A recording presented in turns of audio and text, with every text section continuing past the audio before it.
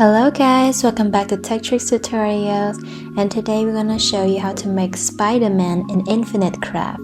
This is a very easy way. All you have to do is follow step by step. First, we're gonna start with earth and then wind, and then we add earth and water to have plant.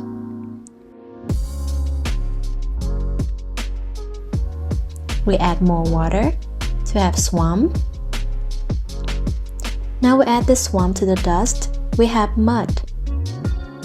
Then we add plant and swamp to have Venus flytrap. Add dust to have dust trap. And we add Venus flytrap to have fly paper. And then dust trap to have spider. Now we're gonna add fire and then wind and then water to have fog.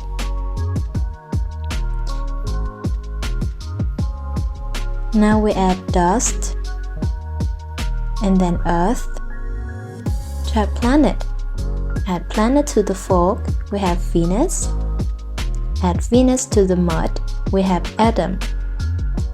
Now we add Venus to have Eve, and we add Adam to have human. Add this human to spider, we have Spiderman. I hope this video is helpful for you. Thank you for watching, and I'll see you in the next one.